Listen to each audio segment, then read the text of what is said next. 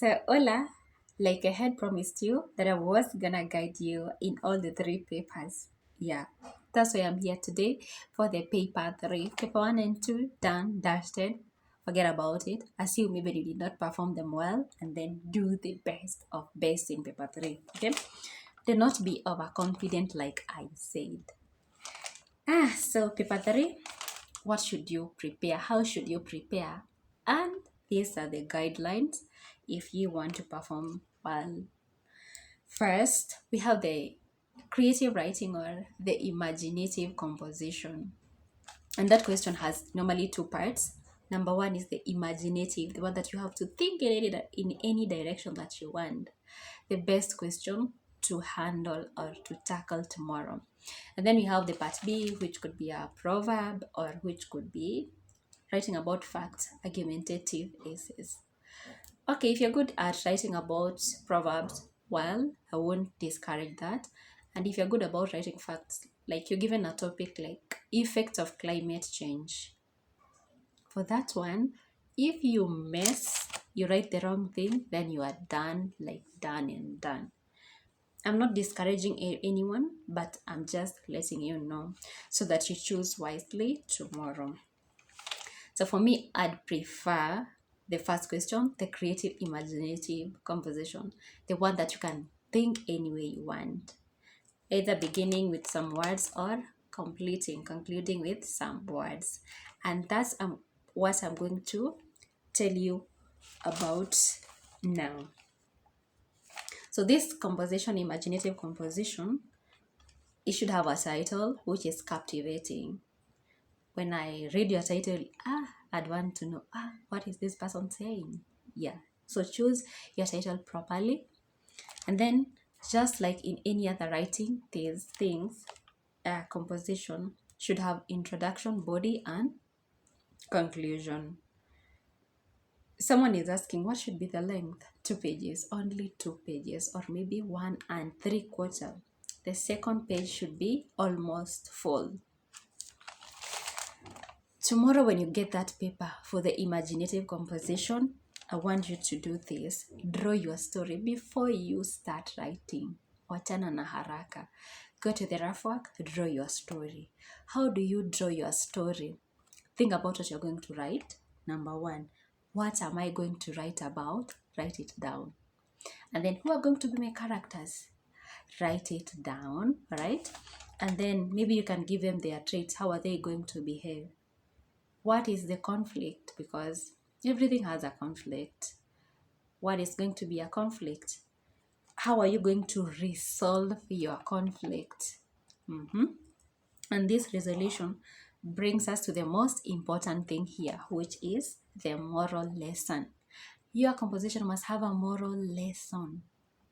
If you're talking about drugs, or maybe you was pregnant, or whatever, and you are a school-going kid, at the end of the day, you learned your mistake, and maybe you decided to go back to school and decided to educate the other girls the effects of that. Okay, there was a time that a student wrote about lesbianism, and I was marking that, and I had to give them three marks out of 20. Why?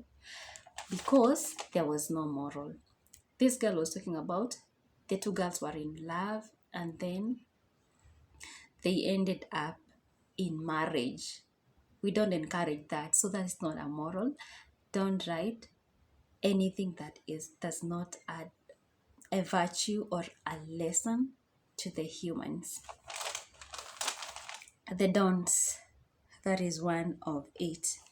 Now, how would you make your work interesting in this conversation writing to scope some marks? When you can include a dialogue like, hello, anybody home? Those kinds of dialogue. And number two, you can create suspense in your work. The situation where the writer reads, and then the marker reads, and they want to know what happens. It's like you're watching a movie, you're expecting someone to fall in love, or maybe to engage in a romantic moment like kissing. But then when they're about to do that, a phone rings, and you're like, what? Or maybe when it's about they're about to do that you expected, there is a knock at the door. You see? And then they're going to continue with that part later. So for this part, I want us to get a 15 in the imaginative composition, and then in the fathers of nations, it's very easy. Make sure you get a 15 also, or more than that. On our website, we have the essays readily written down to guide you. If you're able to read there, yeah, please do.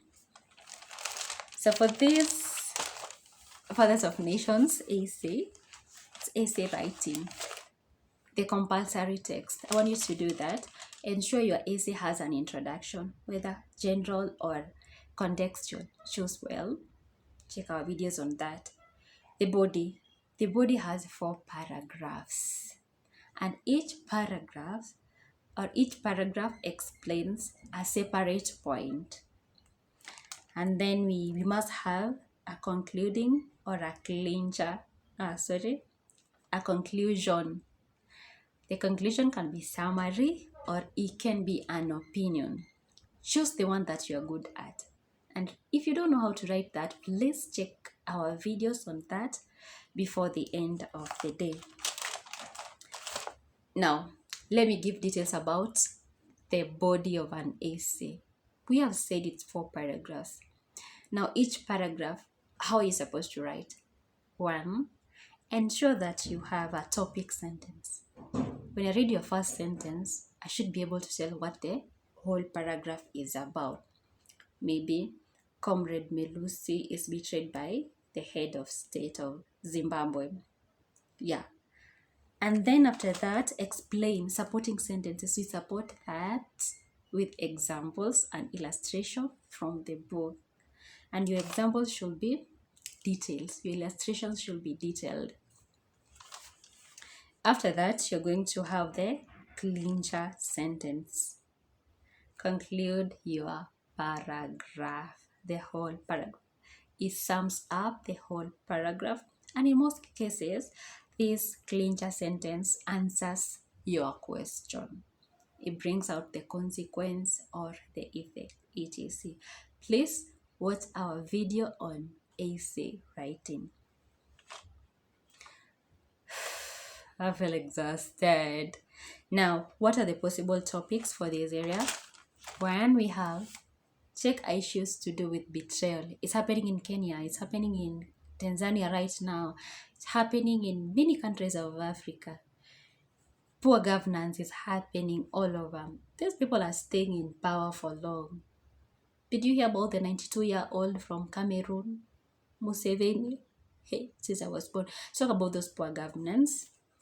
Talk about suffering. The 4 strangers, the main characters, they really suffered in the hands of their heads of state. And you can talk about that suffering itself. Again, that suffering led to something else, which is grudge or revenge. So you can get a question related to revenge. You also can get a question related to corruption, or like I've said, poor governance in general. Most importantly, check the questions that relates to the 4 characters.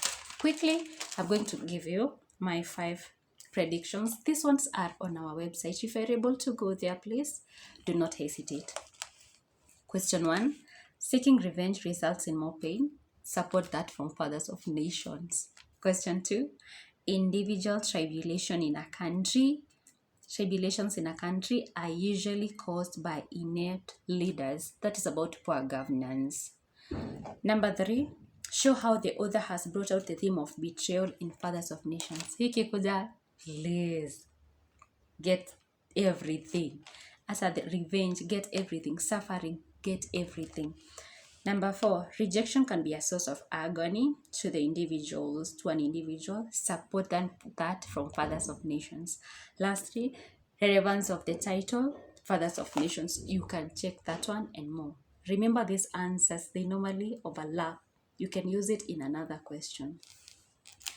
And lastly, what should be the length of an essay? 2 pages or maybe 1 3/4 pages. What are you not supposed to do? Do not narrate. Avoid narrations in your work. Avoid definitions in the introduction, okay?